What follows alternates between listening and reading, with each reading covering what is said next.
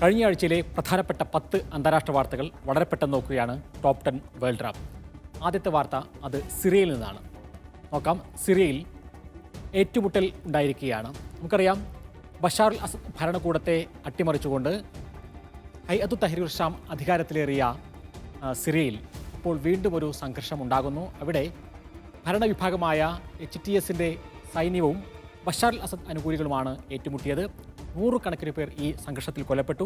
ലത്താക്കിയ, ജബല എന്നിവിടങ്ങളിലാണ് വലിയ ഏറ്റുമുട്ടൽ ഉണ്ടായത്.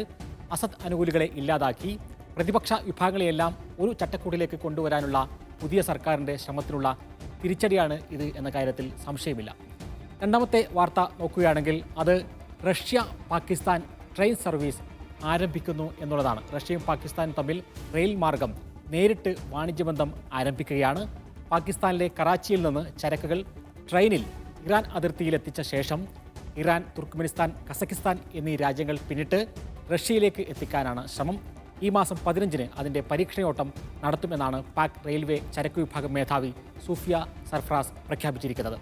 മൂന്നാമത്തെ വാർത്ത അത് സ്റ്റാർഷിപ്പുമായി ബന്ധപ്പെട്ടുകൊണ്ടതാണ്. പരീക്ഷണം റദ്ദാക്കിയിരിക്കുകയാണ് സ്റ്റാർഷിപ്പിൻ്റെ 8ാം പരീക്ഷണമാണ് സാങ്കേതിക പ്രശ്നങ്ങളെ തുടർന്ന് സ്പേസ് എക്സ് റദ്ദാക്കിയിരിക്കുന്നത്. ഭാവിയിൽ വലിയ ബഹിരാകാശ ദൗത്യങ്ങൾക്കായുള്ള ഇലോൺ മസ്കിൻ്റെ ഏറ്റവും വലിയ പദ്ധതികളിലൊന്നാണ് സ്റ്റാർഷിപ്പ് എന്ന് പറയുന്നത്. ലോകത്തിലെ ഏറ്റവും വലുതും ശക്തവുമായ റോക്കറ്റാണ് സ്റ്റാർഷിപ്പ്.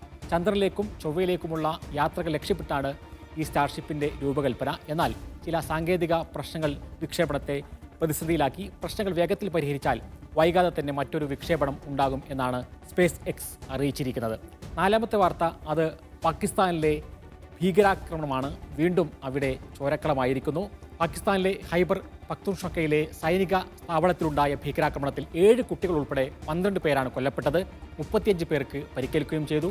ബോംബുകൾ ഒളിപ്പിച്ച കാറുമായി 2 ചാവേറുകൾ സൈനിക താവളത്തിലേക്ക് ഇടിച്ചു കയറുകയും പൊട്ടിത്തെറിക്കുകയും ചെയ്യുകയായിരുന്നു. സൈനിക താവളത്തിലെ മതിൽ തകർന്നതിന് പിന്നാലെ മറ്റു ഭീകരർ അകത്തേക്ക് ഇരച്ചു കയറി എന്നാണ് റിപ്പോർട്ട്. അടുത്ത വാർത്ത അത് ദക്ഷിണ കൊറിയയിൽ നിന്നാണ്. ദക്ഷിണ കൊറിയയുടെ പാളിയ അഭ്യാസമാണ്. US സൈന്യവുമായി സംയുക്തമായി ദക്ഷിണ കൊറിയ സംഘടിപ്പിച്ച ലൈവ് ഫയർ അഭ്യാസത്തിനിടെയാണ് 2 ദക്ഷിണ കൊറിയയുടെ യുദ്ധവിമാനങ്ങൾ സ്വന്തം രാജ്യത്ത് തന്നെ 8 ബോംബുകൾ വർഷിച്ചത്. വീടുകൾക്കും ആരാധനാലയത്തിനും മുകളിലാണ് ബോംബുകൾ പതിച്ചത്. സ്ഫോടനത്തിൽ 15 പേർക്ക് പരിക്കേറ്റു. ഇതിൽ 2 പേർ ഗുരുതരാവസ്ഥയിൽ ചികിത്സയിലാണ്. പൈലറ്റ് തെറ്റായ നിർദ്ദേശം നൽകിയതാണ് അപകടത്തിന് കാരണം എന്നാണ് ദക്ഷിണ കൊറിയൻ പ്രതിരോധ മന്ത്രാലയം അറിയിച്ചത്. അടുത്ത വാർത്ത അത് ബിറ്റ്കോയിനുമായി ബന്ധപ്പെട്ടതാണ്. ബിറ്റ്കോയിൻ ഉത്തരവിൽ ട്രംപ് ഒപ്പുവെച്ചിരിക്കുകയാണ്. പ്രധാനപ്പെട്ട ഒരു സാമ്പത്തിക വാർത്തയായി അത് വന്നു. സ്ട്രാറ്റജിക് ബിറ്റ്കോയിൻ റിസർവ് സൃഷ്ടിക്കാനുള്ള എക്സിക്യൂട്ടീവ് ഉത്തരവിലാണ് US പ്രസിഡന്റ് ഡൊണാൾഡ് ട്രംപ് ഒപ്പുവെച്ചത്. ട്രംപിൻ്റെ AI ക്രിപ്റ്റോ കറൻസി ഉപദേഷ്ടാവ് ഡേവിഡ് സാക്സ് ആണ് ഈ ഉത്തരവിൻ്റെ വിശദാംശങ്ങൾ സമൂഹമാധ്യമ പ്ലാറ്റ്ഫോമായ എക്സിലൂടെ പുറത്തുവിട്ടത്. ക്രിമിനൽ സിവിൽ കേസുകളുടെ ഭാഗമായി കണ്ടുകെട്ടിയ ബിറ്റ്കോയിൻ ഉപയോഗിച്ചായിരിക്കും ഈ ബിറ്റ്കോയിൻ റിസർവ് നിർമ്മിക്കുക എന്നാണ് നമുക്ക് അറിയാൻ സാധിക്കുന്നത്. നികുതിദായകരുടെ പണം ഉപയോഗിക്കില്ല എന്ന് സാക്സ് വ്യക്തമാക്കുന്നു. ഏഴാമത്തെ വാർത്ത അത് US-ൽ നിന്ന് തന്നെയാണ്. 82,000 പേരെ കൂടി പിരിച്ചുവിടാൻ ഡൊണാൾഡ് ട്രംപ് തീരുമാനിച്ചിരിക്കുകയാണ് എന്നുള്ളതാണ് വാർത്ത. അമേരിക്കയിലെ ഫെഡറൽ മേഖലയിൽ മറ്റൊരു കൂട്ട പിരിച്ചുവിടലിന് ഒരുങ്ങുകയാണ് ട്രംപ് ഭരണകൂടം. ഡിപ്പാർട്ട്മെൻറ്റ് ഓഫ് വെറ്ററൻസ് അഫയേഴ്സിലാണ് ഇത്തവണത്തെ കൂട്ട പിരിച്ചുവിടൽ. ഏകദേശം 80,000-ലധികം ആളുകൾക്ക് ജോലി നഷ്ടപ്പെടും എന്നാണ് വിലയിരുത്തപ്പെടുന്നത്. സൈനികരായിരുന്ന ആളുകളുടെ ആരോഗ്യ പരിരക്ഷ ഉൾപ്പെടെയുള്ളവ ഉറപ്പാക്കുന്നതിനുള്ള വകുപ്പാണ് ഈ വെറ്ററൻസ് അഫയേഴ്സ് എന്ന് പറയുന്നത്. എട്ടാമത്തെ വാർത്ത നൊബേൽ സമ്മാന പട്ടികയിൽ ഇടം പിടിക്കുന്ന 2 പേരെക്കുറിച്ചാണ്. അത് US പ്രസിഡന്റ് ഡൊണാൾഡ് ട്രംപും മാർപ്പാപ്പയുമാണ്. ഈ വർഷത്തെ സമാധാനത്തിലുള്ള നൊബേൽ സമ്മാനത്തിനായി വ്യക്തികളും സംഘടനകളും ഉൾപ്പെടെ 300ഓളം പേരെ നാമനിർദ്ദേശം ചെയ്തതായി നോർവീജിയൻ നൊബേൽ ഇൻസ്റ്റിറ്റ്യൂട്ട് അറിയിച്ചിരിക്കുന്നു. American president Donald Trump, Francis മാർപ്പാപ്പ, UN secretary general Antonio Guterres തുടങ്ങിയവർ നാമനിർദ്ദേശം ചെയ്യപ്പെട്ടവരിൽ ഉണ്ട് എന്നാണ് വിവരം. 9ാമത്തെ വാർത്ത അത് തുർക്കിയിൽ നിന്നാണ്.